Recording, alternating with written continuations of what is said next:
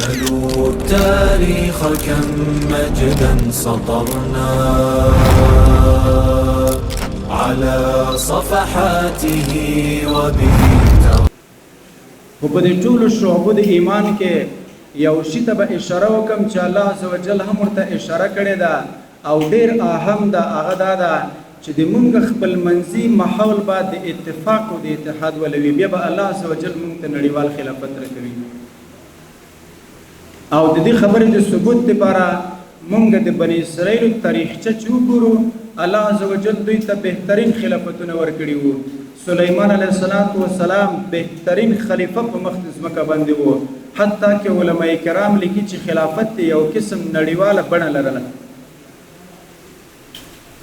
خو د بني اسرائیلو نه الله عزوجل خلافت ولې واخیستل؟ په سوره بني اسرائیل په د سر کې الله عزوجل فرمایي وكتبنا الى بني اسرائيل في الكتاب لتفسدن في الارض مرتين ولتعلن علوا كبيرا فاذا جاء وعد اولاهما بعثنا عليهم عبادا لنا اولي باس شديد فجاسوا خلال الديار وكان وعدا مفعولا. چې الله عزوجل بني اسرائیل ته او نړیوال خلافت ورکړی وو د حضرت سلیمان علیه السلام په دوره کې، بیا الله عزوجل دغه نړیوال خلافت د دوی نه ولې واخیستل؟ نو ما درته ویل چې د دې دپاره هغه خپل منځي بې اتفاقي هغه ورته سبب شو. لکه تاسو ګورئ تاریخ وګورئ، الله عزوجل دوی ته چې کوم خلافت ورکړی و د سلیمان علیه السلام په شکل کې، نو دوی باندې یو څو دورې راغلله. کله چې مصر ته یوسف علیه السلام وغوښتل، دوی تقریبا 2 نفره وو، کم خلک وو. بیا هلته 400 کاله تیر کړل، نو تعداد یې اوچت شو 6 لکو ته.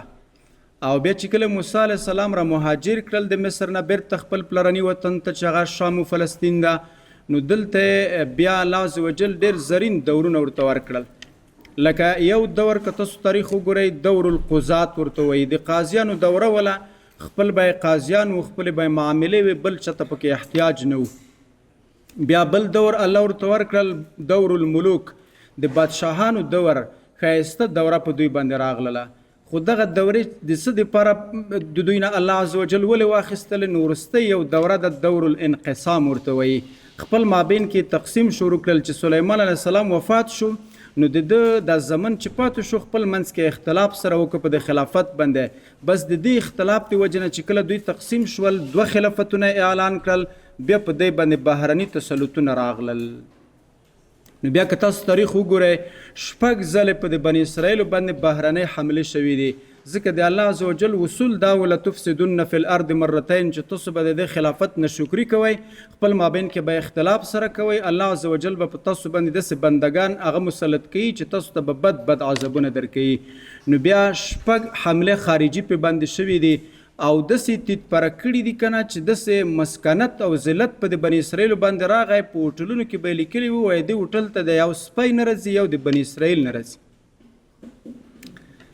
او خدای پاک ورته په قرآن عظیم الشان کې اعلان وکړ ضربت علیهم الذلة والمسکنه، په دوی باندې ذلت او مسکنت مسلط شوی ده.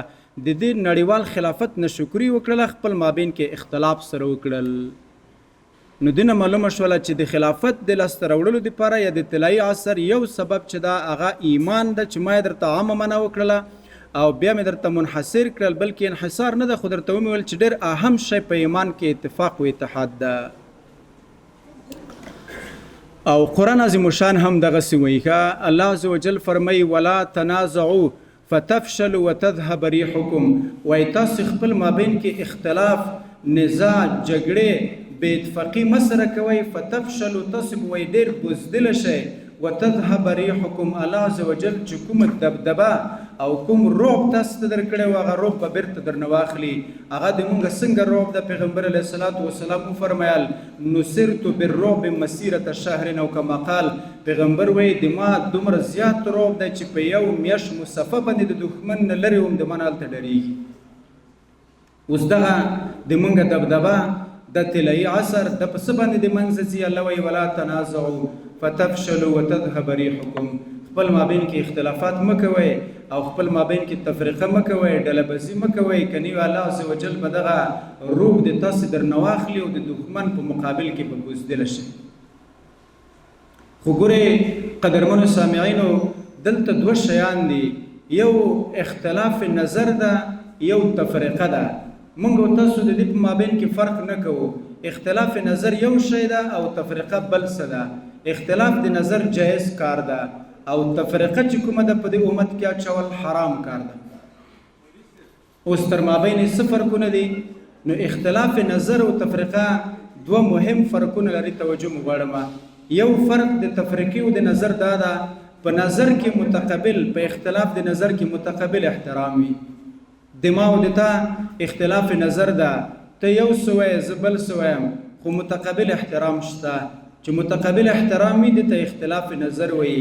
د څه مذموم څه بد عمل نه ده. د صحابه کرامو په مابین کې اختلاف نظر و. دې باندې پیغمبر علیه الصلاۃ والسلام چاته نکیر او وعید نه دی وارد کړی. زه یو مثال درکم. صحابه کرام د غزوه حنین نه راغلل، د غزوه احزاب نه راغلل. نو پیغمبر علیه الصلاۃ والسلام لزغر نو بسل جبرئیل امین ورته راغی، وای بنو قریظه ته لاړ شئ. بنو قریظه چې کومه ده وعده ماته کړې ده.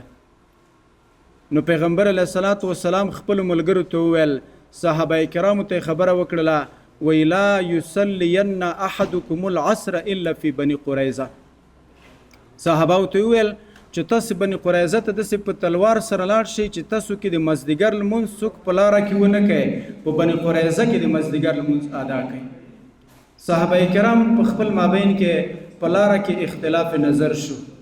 چا ورته ویل چې مونږ لمونځونه کوو ځکه لمونځ څنګه قضا کوو، چا ورته ویل چې مونږ لمونځ نه کوو ځکه مونږ ته پیغمبر ویلي دي چې لمونځونه به بني قریظه کې کوئ. اختلاف نظر و، خو تفریقه نه وله، متقابل احترام و. جنګونه نه دي کړي، خپل مابین کې وهل ټکول نه دي کړي. نو چې اختلاف نظر و، پیغمبر علیه السلام ورغی، هیڅ چا باندې هم نکیر ونه که، نه هغه چا ته بد رد ویلی دي چې لمونځونه یې وکول، نه هغه څوک سپک کړي دي چې لمونځونه یې نه کول، ځکه دا اختلاف نظر د اختلاف نظر په صحابو کې مو. او دویم د اختلاف او د تفریقې فرق دا ده، په اختلاف کې هر څوک هغه د حق تلاش کوي چې زه حق ته رسېدلی وای، او په تفریقه کې د حق تلاش نشته، بلکې خواهش پرستی د هر څوک وایي چې د ما خبره منلې شوې وای. نو که چیرې تفریقه راشي ما درته ویل بیا حرام کار ده، او که اختلاف نظر وي هغه په صحابو کې هم و. لہذا اسلامی خلافت کې به اختلاف نظر وي د موږ او تاسې، خو د سره اختلاف د اختلاف سره خلافت د منځه نه ځي.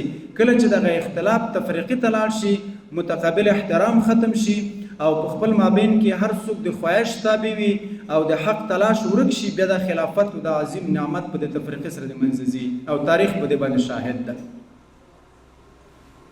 لدې وجه نه د امیر معاویه رضی الله تعالی عنه یو تاریخي جمله په تاریخ کې اوس هم ثبت شوې ده. حضرت معاویه رضی الله تعالی عنه هیڅ کله موقع نه ورکوله چې داخلي قوتونه د موږ منځ سره داخل شي او د موږ دغه وحدت او اتفاق په اختلاف او په اتفاقۍ باندې بدل کړي.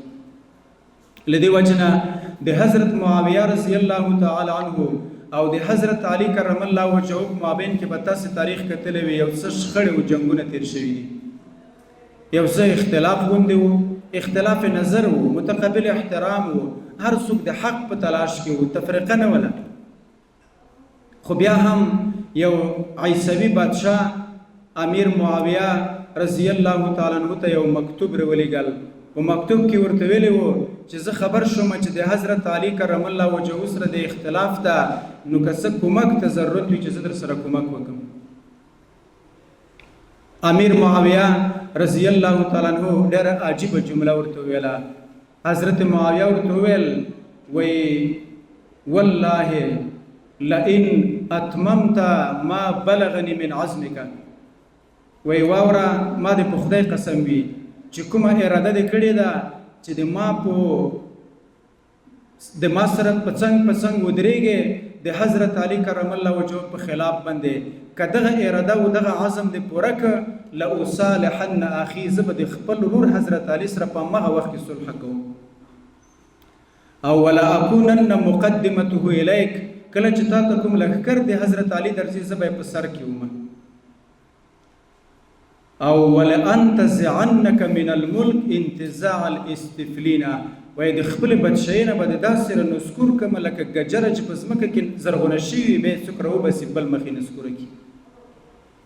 او ولأجعلن القسطنطنیه حمامة سودا، وایي د تا پلازمینه او دارالحکومت چې قسطنطنیه ده وایي تکه توره به یې په جنګ درته بدله کړم چې پام دې نشي چې د مونږ منځ ته راشي د مونږ په مابین کې تفریقه واچوي. دا د مونږ لپاره بهترین اصول دي چې د مونږ خلافت د منځ ځي هغه په خارجي قوتونو مداخله باندې مونږ باید چاته د مداخلې هغه چانس ورنکو، خپل منځي اتفاق او وحدت وساتو. مختصر وایم دا یو شی و چې د دین الله عزوجل تعبیر کړی و وعد الله الذين آمنوا باندې. تغنى